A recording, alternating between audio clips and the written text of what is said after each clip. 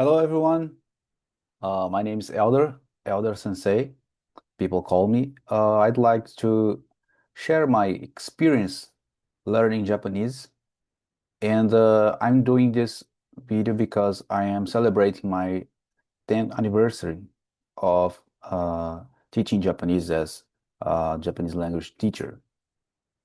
I learned Japanese outside Japan, so I have some presentation about this process, and I like to share it with you.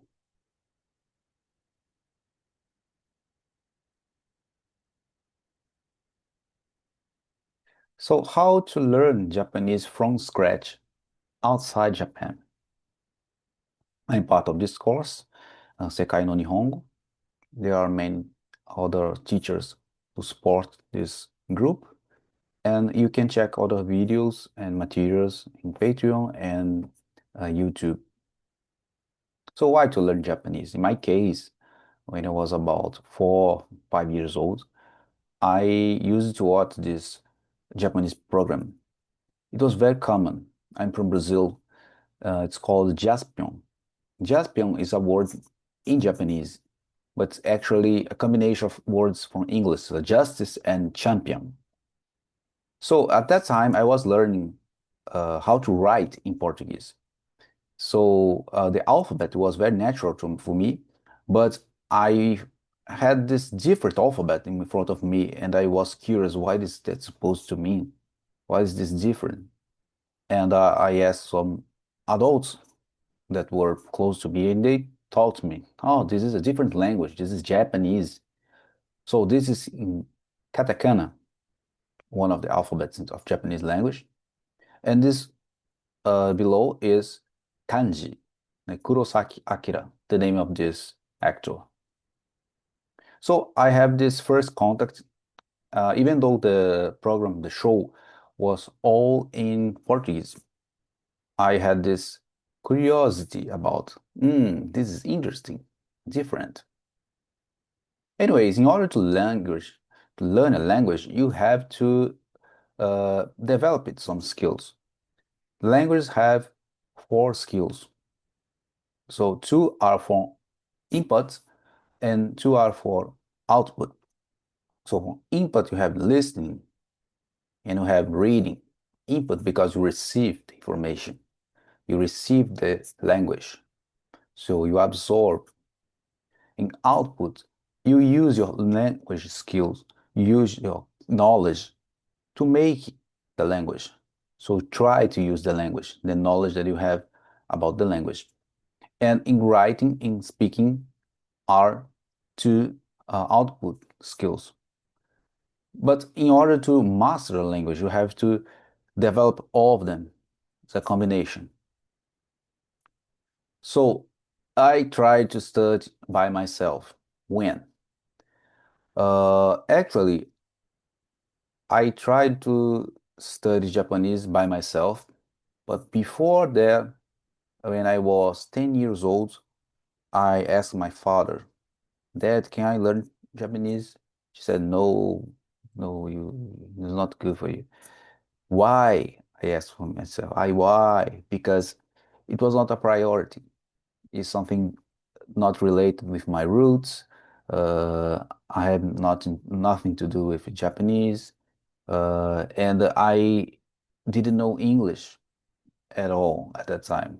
I was just learning. And the priorities was learning English instead of learning Japanese. So after some years, I understood my father's position. Anyways, when I turned 20 years old, I decided to study by myself and I tried to learn hiragana and katakana. Hiragana was not tough, not difficult, but I did it. When katakana came, I struggled and I gave up like this girl in the picture. So I became not motivated. So what to do? I don't want to give up. I have another possibility, another chance. This chance was going to a learning school, a Japanese language school. This was my decision. So the comparison about the two ways of studying, alone or in a class. If you learn by yourself, you have your own pace. However, in class, you have the class pace. So you have other people with you that can have their own pace. The combination of their pace make the pace of the learning. Anyways, you can develop quite well reading and listening skills by yourself because you have your pace. But in class, it may take longer for developing those skills. By yourself, it requires more effort to develop speaking and reading skills because you are by yourself. How can you speak? How can you check your writing when you are by yourself? It's very tough, very difficult. However, if you are in a class, you can have support, even for your colleagues, but mainly for your teacher and the tutors that are helping you. So you can improve faster. About motivation, when you are alone, is self-motivation. It's all about yourself. However, when you are a class, you can receive motivation from colleagues or teachers. So someone can uh, improve and you see it and you can feel and think, maybe I'm going to be the next one. If someone can go, me too. I can go also. And last but not least, rarely have contact with Japanese people. So if you are by yourself, it's very rare to meet some Japanese people in person comparing to a group in a class. You can meet from time to time or periodically. If you are in a class that is in a school, the teachers can have contact with Japanese people, is more likely to have contact with Japanese people in this environment. So you can decide which one is better for you. Anyway, my first year learning Japanese, I started learning in 2008, second semester. And I was basically learning the alphabets the first semester, hiragana and katakana. This picture shows the characters that came from kanji, from hiragana. And the second year, I started learning with a Japanese teacher, and I was always developing the four skills of language, the four language skills, and it was a challenge, but I was consistently developing it, and I consider myself that that was the period that I fell in love with Japanese language. Yeah, because I was feeling that the studying was getting results. I was learning actually, so it was very fun for myself. And the third year, the first semester, I was preparing for a speech contest. In those 2 years, I was first in my school. I got the first place, of course, in my level because I was a beginner. I was also next you go to the basics, and then in the second semester, I tried the regional Japanese language context in Rio de Janeiro, and I got the first place. That gave me the opportunity to compete and participate in the national. And I was also happy to receive the first place in the national contest. This was in 2010. It was very good experience because it was growing experience. The network with uh, other Japanese language students was awesome. All those people were amazing, very bright, very interesting, very passionate with the language. Many learners that have not Japanese ancestry, so it was in this term very motivational also. So really good. And this down below is the result of my N4 Japanese language proficient test, the PLTP, JLPT. I received a very good grade. The result was over 90%, and I was really satisfied with my progress because I was really having a feeling and the feedback that I was learning, I was improving. And this experience of the national speech contest was what made it possible to visit Japan the next year, the following 2011, in July or August. I went to Japan, spent 2 weeks there with 66 other participants from different countries. I had amazing experience. It was not necessary to pay, it was basically free. It was really a turning point in my learning because when I arrived in Japan, I was able to communicate already in Japanese. But I knew that I had so much more to learn, like in kanji and all the grammar expressions and so on. So I was able to go to Hiroshima, Nagasaki, this is Akihabara in Tokyo. Most of the time I spent in Osaka. I was also in Kyoto here with the group, my Japanese language teacher and her relatives, and with Aikido Jutsu. It was experimental class. And when I came back to Brazil, I applied to a different program called Nihongo Summit. In Japanese, it's Nihongo Samito for university students, undergraduates. I was chosen as a Brazilian representative among this amazing group of people. And I stayed 35 days in Japan. I had to pay some things, some taxes, but most was for free. I had three different homestay experience in different parts of Japan. This family received me in Oita Prefecture. This one received me in Miyazaki Prefecture, also in Kyushu. This is one of pictures that we have in the group in geothermal electrical power plants. A very good experience. So the program was about representing your country and saying what you can do based on your own experience to promote the world peace. And during this program, I had a volunteer activity.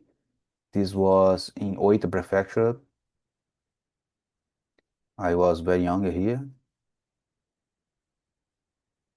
Then I had the opportunity to visit some uh, school. This was high school in Kesenuma. Kesenuma is in Miyagi Prefecture.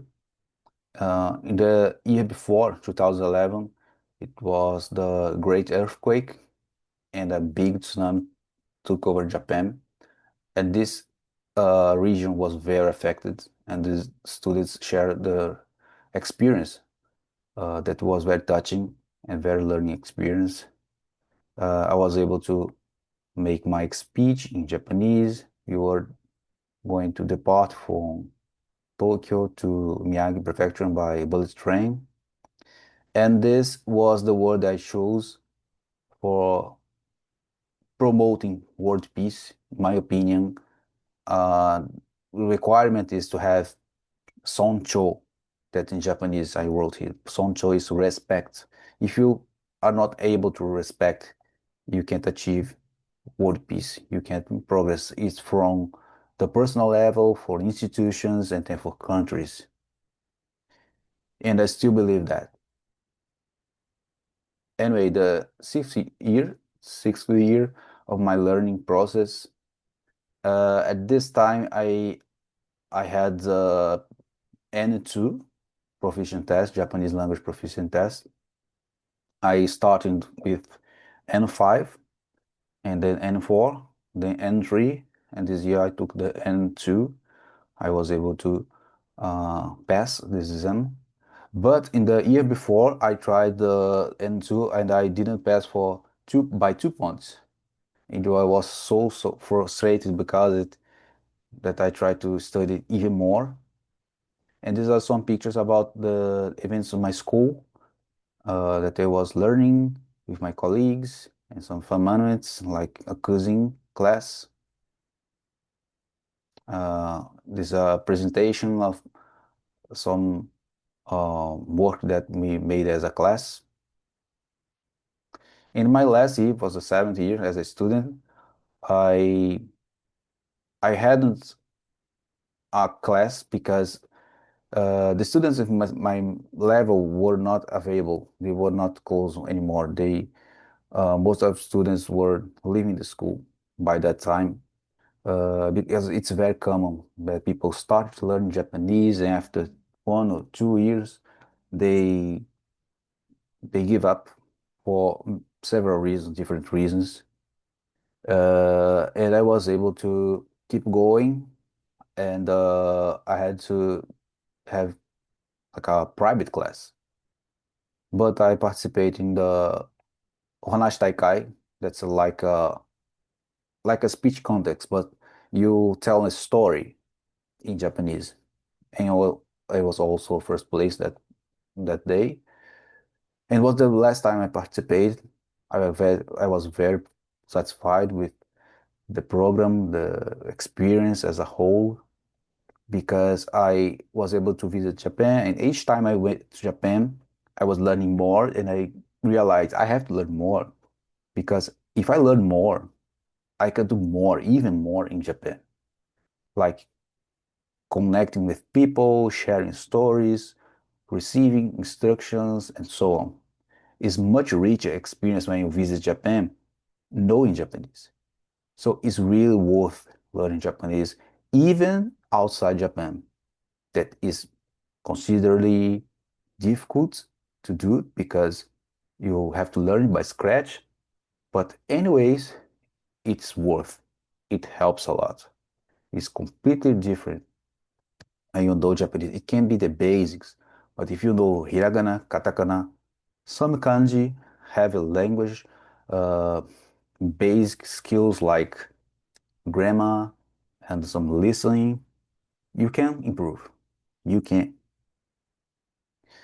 And this process was not only for by language by itself. It was about my life, and I know that it's a different process for everyone.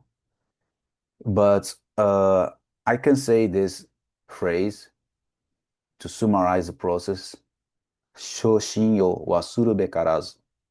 In Japanese, it means never forget your original intention. Because my intention was in 2008 learn Japanese and go to Japan 2015. But this picture is from 2011. So I got it faster. And I am smiling. I'm very happy in this picture because I realized I achieved my dream at that time much faster than I imagined. And this was like a self-feeding process because I was motivated to go even further. So if you have motivation, it is important, but it's more important if you keep going. So I was able to pass the N1, JLPT N1 in 2023. And when I did that, I felt I know some Japanese. I'm not specialist, I'm not a master. It's like having a black belt in karate, but in knowing that you still have like 10 other levels above that to earn and achieve. So as a conclusion, I like to share this. Learning Japanese is not a fast process, mainly outside Japan, where you can have to learn it from scratch. You have to learn from scratch. So it is key to have your goal well defined in order to not give up during the learning process. Passion is important for starting, but consistency is what is going to make you go to the next level. Don't give up. In order to learn Japanese, it's necessary to develop all four language skills during and outside lesson periods. So during your class, try to develop your four skills. Outside the class, also. Exploit your recess time, like your vacation time, taking revision, reading, writing a diary, like journaling, and so on. During class, speak Japanese as much as possible. Don't be afraid of making mistakes. Get used to speaking Japanese, then you start to think in Japanese. This is very important. Prioritize output lessons, writing and speaking with your teacher because it takes more time to progress by yourself in those areas. Those are output lessons. So we have to do more effort. It's more difficult, but it's worth. Have a studying routine and preferably make your studying your hobby. I think if you like what you're doing, it's very likely that you keep going. So try to make it fun for you. Keep in touch with Japanese by videos, movies, games, texts, anime, music, and so on. Use Japanese medias for your learning process.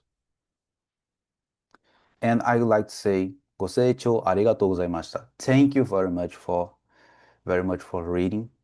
And I hope that this video helped you for motivation and that you have your own experience and achieve your dreams and goals. Thank you.